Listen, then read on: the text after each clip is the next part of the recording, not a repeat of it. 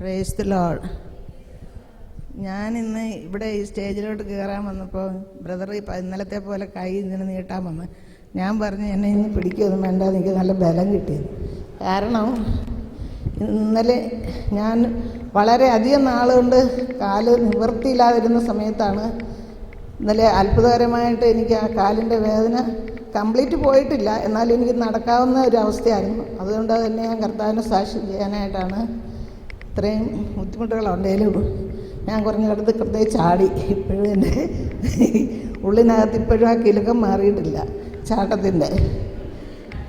എനിക്ക് ഒരു കാര്യം, ഞാൻ 2000-ലാണെന്ന് തോന്നുന്നു, ഞങ്ങൾക്ക് ചണപ്പേട്ട എന്ന് പറയുന്നൊരു സ്ഥലമുണ്ട്, അവിടെ ഒരു മിഷൻ ഏരിയയാണ്.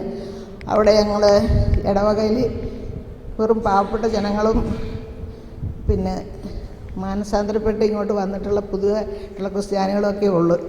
അങ്ങനെയുള്ള ഒരു സ്ഥലത്ത് 60 കുടുംബങ്ങളുണ്ടായിരുന്നു. അത് 20ആയി 15ആയി ഒക്കെ ഇരുന്ന സമയത്ത് ഞങ്ങൾ സിസ്റ്റേഴ്സ് മാത്രമേ ഉള്ളൂ. അവിടെ ഒരു നേഴ്സിംഗ് സ്കൂളുണ്ട്. അവിടെ ഞങ്ങൾ പഠിപ്പിക്കുന്ന സിസ്റ്റേഴ്സും സ്റ്റുഡൻസും കൂടെ കൂടി എന്നും ഹൗസ് വിസിറ്റിങ്ങിന് പോകും ക്ലാസ് കഴിഞ്ഞിട്ട്. അങ്ങനെ ആ വീടുകളെല്ലാം കയറിയപ്പോൾ മറ്റു വീടുകളിലും കയറി. കർത്താവിൻ്റെ വചനം പറയുന്നതിനേക്കാട്ടിൽ ഞങ്ങൾ വെറുതെ എന്തോ അവർക്ക് കൊടുക്കാൻ പോകാമെന്നാണ് അവരെല്ലാം വിചാരിച്ചത്. പക്ഷേ അങ്ങനെയല്ലായിരുന്നു. ഞങ്ങളിതെല്ലാം കയറി ഇറങ്ങി നടന്ന് എല്ലാ വീടുകളും കഴിഞ്ഞപ്പോഴത്തേക്കും 2000 ആണ്ടിൽ ആദ്യമായിട്ട് ആ നാട്ടിൽ ഡിവൈനിൽ നിന്ന് ആൻ്റണി അച്ഛൻ ഒരു ടീം വന്ന് ആദ്യമായിട്ട് അവിടെ ഒരു കൺവെൻഷൻ നടന്നു. ആ കൺവെൻഷൻ നടന്നപ്പോഴത്തേക്ക് അതിന് ഒരുക്കമായിട്ട് 40 ദിവസം ഞങ്ങൾ ആരാധന നടത്തി. പകലും രാത്രിയും ഞങ്ങളുടെ കോൺവെൻറ്റ് ചാപ്പലിൽ ആരാധന നടത്തി. ഒരു കരുണയും പീറ്റർ എന്ന് പറഞ്ഞ് 2 പേര് ഡിവൈനിൽ നിന്ന് അച്ഛൻ വിട്ടു. അവരുണ്ടായിരുന്നു ഞങ്ങളെ ലീഡ് ചെയ്യാനായിട്ട്. പക്ഷേ ഞങ്ങളിങ്ങനെ സിസ്റ്റേഴ്സ് മാറി മാറി നാട്ടുകാർ വിശ്വാസികളായിട്ടുള്ളവരും വന്നു. പക്ഷേ ഒരു ദിവസം രാത്രിയിൽ ഞങ്ങൾ പകൽ മുഴുവൻ ഇങ്ങനെ നടക്കുകയും ക്ലാസ് എടുക്കുകയും എല്ലാം കഴിഞ്ഞ് ക്ഷീണരുണ്ട്. എന്നാലും രാത്രി ഞങ്ങൾ 2-3 മണിക്കൂർ മാറി മാറി ഇരുന്ന് ആരാധിക്കുമായിരുന്നു. ഒരു ദിവസം ഞാനിങ്ങനെ ആരാധിച്ചുകൊണ്ടിരുന്നപ്പോൾ മനസ്സിൽ വിചാരിച്ചു, കർത്താവ് ശംശ ഒരു ദിവസം ഒന്ന് കുരിശിൽ തൂങ്ങി മരിച്ച് ഇതിന് വേണ്ടിയിട്ട് എന്ന് ഞങ്ങൾ ഈ പാടുപെടുന്നു എന്ന് മനസ്സിൽ വിചാരിക്കുമ്പം ഈ കരുണ എൻ്റെ അടുത്ത് പറയുന്ന സിസ്റ്റർ ഇപ്പോൾ ചിന്തിക്കുന്ന കാര്യം കർത്താവ് എന്നോട് പറയുന്നു, ഓരോ പാപിയും ഓരോ പ്രാവശ്യവും പാപം ചെയ്യുമ്പോൾ എൻ്റെ കുരിശുമരണം ആവർത്തിക്കപ്പെടുകയാണ് പീഡാനുഭവം. അതെനിക്ക് വലിയൊരു ബോധ്യമായിരുന്നു.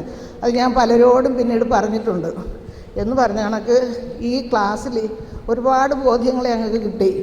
പ്രത്യേകിച്ച് ആ ആദത്തോടുമായിട്ട് ഇന്ന് വരെ ഉണ്ടായിരുന്ന എൻ്റെ മനോഭാവം, കർത്താവ് എന്നാലും ഇത്രയെങ്ങനെ ചെയ്തല്ലോ, അവർ ഉടനെ തന്നെ ഔട്ടാക്കി കളഞ്ഞല്ലോ എന്ന്. പക്ഷേ കർത്താവിൻ്റെ ആ വലിയ സ്നേഹമാണ് പ്രകടിപ്പിച്ചതെന്നുള്ളത് ഇന്നലത്തെ ക്ലാസ്സിലാണ്. അവർ നശിച്ചു പോകാതിരിക്കാനായിട്ട് കർത്താവ് ചെയ്ത വലിയ സ്നേഹമാണ്. അതുപോലെ തന്നെ പിന്നെ ഒത്തിരി കാര്യങ്ങൾ ഞാൻ ഇച്ചിരി നോക്കിപ്പോട്ടെ.